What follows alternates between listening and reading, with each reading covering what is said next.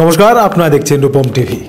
2024-এ তৃণমূলের প্রার্থী তালিকা আমার হাতে রয়েছে তৃণমূলের প্রার্থী তালিকা। 2024-এ তৃণমূল কংগ্রেস প্রচণ্ড চাপের মধ্যে রয়েছে। তৃণমূল কংগ্রেসকে 2024 যেভাবেই হোক জিততেই হবে। 2024 তৃণমূলের কাছে অগ্নি পরীক্ষা, কারণ 2024-এ যদি তৃণমূল কংগ্রেস ভালো ফল করতে না পারে তাহলে 2026-এ বাংলা থেকে বিদায় নেবে তৃণমূল কংগ্রেস। তাই তৃণমূল কংগ্রেসের এবারের লোকসভাটা বিশেষ গুরুত্বপূর্ণ রয়েছে 2024-এর লোকসভা। তৃণমূল কংগ্রেসের একের পর এক নেতা দুর্নীতিতে জড়িত রয়েছে, সেইখান থেকে তৃণমূল কংগ্রেসকে প্রচণ্ড চাপের মধ্যে দিয়ে লড়তে হবে 2024-এর লোকসভাটা। আর সেই লোকসভায় লড়তে গেলে ভালো ভালো ক্যান্ডিডেট কিন্তু নামাতে হবে, কারণ যে হারে তৃণমূল কংগ্রেসের ওপর লোক ক্ষিপ্ত রয়েছে তাতে বোধ হয় না তৃণমূল কংগ্রেস সারভাইভ করবে, জিতবে। তো অ্যাকচুয়ালি আমার কাছে হাতে যেটা রয়েছে সেটা তৃণমূলের প্রার্থী তালিকা, আর যে প্রার্থী তালিকা রয়েছে সেটা হেরফের হওয়া খুবই মুশকিল। এখান থেকেই এটাই তৃণমূলের সঠিক প্রার্থী তালিকা, এটাই হবে। আপনারা ধরে নিতে পারেন যে আমি আজ যা ঘোষণা করব তৃণমূলের প্রার্থী সেটাই সম্ভাব্য ফাইনাল হতে চলেছে। তো চলুন শুরু করছি তৃণমূলের প্রার্থী তালিকা। 2024-এর তৃণমূলের প্রার্থী তালিকা শুরু করছি আমি এক এক করে। 42টা আসনে তৃণমূল কংগ্রেস মোটামুটি প্রার্থী সাজিয়ে ফেলেছে। তো আমি আপনাদের সামনে খোলাসা করছি তৃণমূল কংগ্রেস কাদের বেছে নিল 2024-এ লড়াই করার জন্য বিজেপির বিরুদ্ধে, মোদির বিরুদ্ধে। 1 নম্বরে রয়েছে কোচবিহারে তৃণমূল কংগ্রেস এবার দাঁড় করাচ্ছে পার্থপ্রতিম রায়কে। একদম সঠিক শুনছেন আপনারা, পার্থপ্রতিম রায় কোচবিহারে তৃণমূলের প্রার্থীতে রয়েছে, 1 নম্বর চয়েজে রয়েছে। 2 নম্বর লোকসভা আলিপুরদুয়ারে অনেকগুলো নাম সামনে এসেছিল, লুইস কুজুরের নামও এসেছিল, কিন্তু শেষমেশ দশরথ তির্কেকেই প্রার্থী করছে তৃণমূল কংগ্রেস আলিপুরদুয়ারে দশরথ তির্কেকেই নামাচ্ছে। 3 নম্বর লোকসভা জলপাইগুড়িতে সেলিব্রিটিকে দাঁড় করাচ্ছে তৃণমূল কংগ্রেস। যেটা খবর পাচ্ছি জলপাইগুড়িতে মিমি চক্রবর্তীকে দাঁড় করাচ্ছে তৃণমূল কংগ্রেস। 4 নম্বর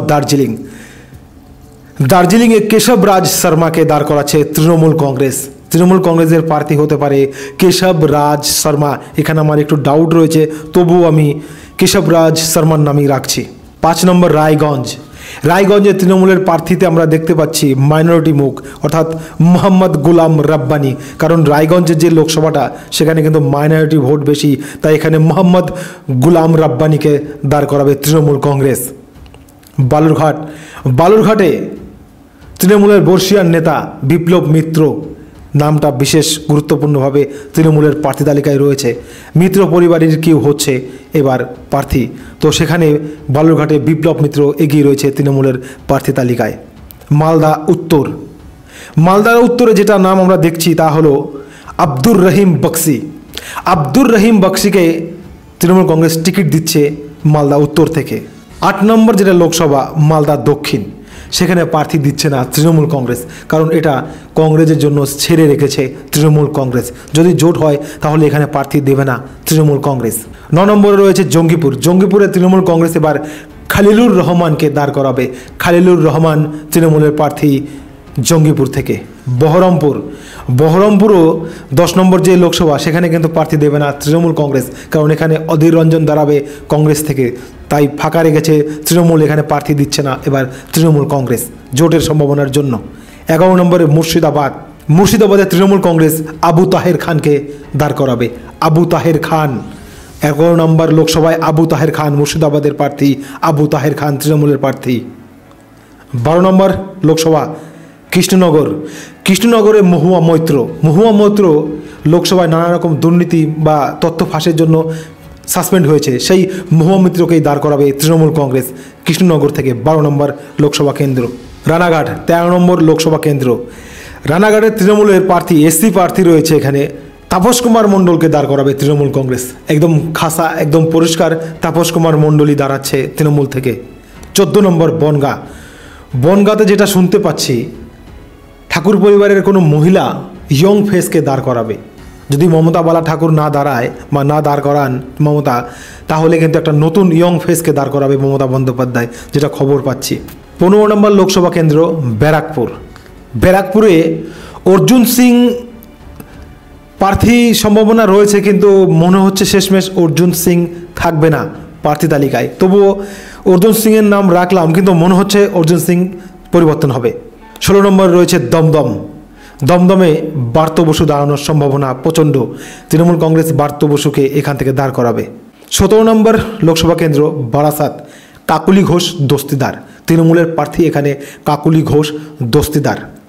তৃণমূল কংগ্রেসের প্রার্থী তালিকায় যা যা দেখতে পাচ্ছি তাতে কিন্তু নতুন নতুন ফেস বেশি আনা হচ্ছে, কারণ যে হারে দুর্নীতিতে জড়িয়ে রয়েছে তৃণমূল কংগ্রেস, সেখান থেকে তৃণমূল কংগ্রেস বুঝতে পেরেছে প্রার্থী হেরফের না করলে জেতা মুশকিল। তাই প্রার্থী কিন্তু হেরফের করছে তৃণমূল কংগ্রেস।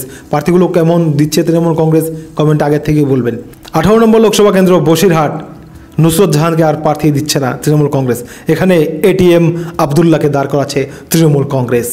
19 নম্বর লোকসভা কেন্দ্র জয়নগর।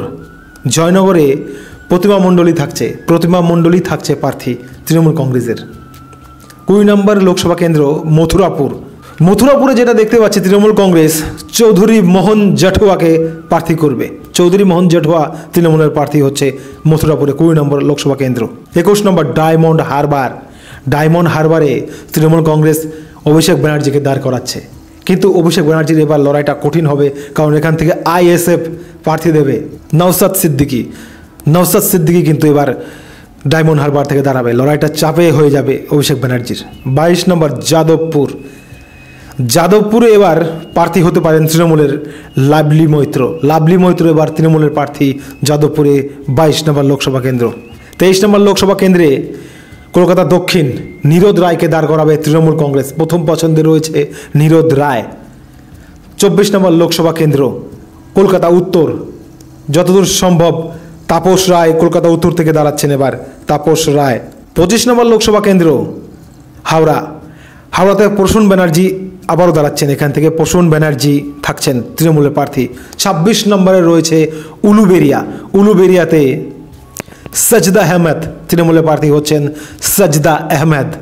27 নম্বর লোকসভা কেন্দ্র শ্রীরামপুরে কল্যাণ ব্যানার্জি, এটা ফিক্সড হয়ে গেছে, কল্যাণ ব্যানার্জি দাঁড়াচ্ছে শ্রীরামপুর থেকে। 28 নম্বরে রয়েছে হুগলিতে ইন্দ্রনীল সেন দাঁড়াবে। ইন্দ্রনীল সেন হুগলি থেকে প্রার্থী হচ্ছে তৃণমূল কংগ্রেসের। 29 নম্বর লোকসভা কেন্দ্র আরামবাগ।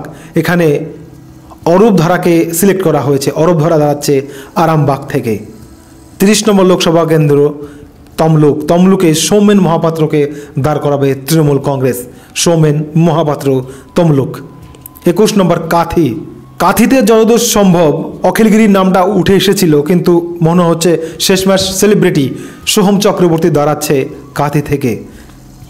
32 নম্বর লোকসভা কেন্দ্র ঘাটালে কিন্তু নায়ক দেব দাঁড়াতে চায়নি, কিন্তু মমতা বন্দ্যোপাধ্যায় জোর করছেন, তাই এবারও দেব দাঁড়াচ্ছেন ঘাটাল থেকে। 33 নম্বর ঝাড়গ্রামে এবার প্রার্থী হচ্ছেন বীরবাহা হাসদা তৃণমূলের প্রার্থী ঝাড়গ্রামে। 34 নম্বর মেদিনীপুরে যেটা খবর পাচ্ছি রাজ চক্রবর্তীকে দাঁড় করাচ্ছে, সেলিব্রিটিকে দাঁড় করাচ্ছে মমতা বন্দ্যোপাধ্যায়। মেদিনীপুরে সেলিব্রিটি রাজ চক্রবর্তী দিলীপ ঘোষের সঙ্গে টক্কর হচ্ছে। 35 নম্বর পুরুলিয়াতে মৃগাঙ্ক মাহাতো দাঁড়াচ্ছে তৃণমূলের পক্ষ থেকে, মৃগাঙ্ক মাহাতো। 36 নম্বর লোকসভা বাঁকুড়া সায়ন্তিকা ব্যানার্জি দাঁড়াচ্ছে, সেলিব্রিটি সায়ন্তিকা ব্যানার্জি বাঁকুড়া। 37 নম্বর লোকসভা কেন্দ্র বিষ্ণুপুর সুজাতা মণ্ডল, সৌমিত্র খায়ের স্ত্রী, প্রাক্তন স্ত্রী বলবো, সুজাতা মণ্ডল দাঁড়াচ্ছে বিষ্ণুপুর থেকে। 38 নম্বর বর্ধমান পূর্ব সুনীল কুমার মণ্ডল বর্ধমান পূর্ব থেকে তৃণমূলের প্রার্থী। 39 নম্বর লোকসভা কেন্দ্র বর্ধমান দুর্গাপুর। নতুন নেতা তৃণমূলের যুব নেতা দেবাংশু ভট্টাচার্যর নাম ঘুরছে আকাশে বাতাসে। সায়নী ঘোষ, এই দুজনের মধ্যে একজনকে দাঁড় করাবে মমতা বন্দ্যোপাধ্যায়। 40 নম্বর লোকসভা কেন্দ্র আসানসোল। এখানে শত্রুঘ্ন সিনহা দাঁড়াচ্ছে, সেলিব্রিটি। 41 নম্বর বোলপুরে দাঁড়াচ্ছেন অসিত মাল এবং 42 নম্বর বীরভূমে সেলিব্রিটি শতাব্দী রায় দাঁড়াচ্ছে। তো এই যে প্রার্থী আমি বললাম তৃণমূলের প্রার্থী, এই প্রার্থীগুলো আপনাদের কাছে কেমন লাগছে? তৃণমূল কংগ্রেস কি এই যে যাদের যেসব পুরনো মুখ যাদের নামে দুর্নীতি রয়েছে তাদের সরিয়ে দিয়ে নতুন মুখকে দাঁড় করাচ্ছে, এই যে নতুন একটা চাল চালছে, তাতে কি তৃণমূল কংগ্রেস কিছুটা হলেও এগিয়ে থাকবে? নাকি তৃণমূল কংগ্রেসের প্রার্থী যেই দাঁড়াক, এই যে দুর্নীতি, এই যে মোদি লেহের, মোদি ঝড়, সেই ঝড়ে এরা কেউ টিকতে পারবে না? কি মনে হচ্ছে আপনাদের? কমেন্ট অবশ্যই লিখবেন। যদি আমার এই খবরগুলো আপনাদের ভালো লেগে থাকে তাহলে অবশ্যই সাবস্ক্রাইব, লাইক, শেয়ার করবেন। জয় হিন্দ।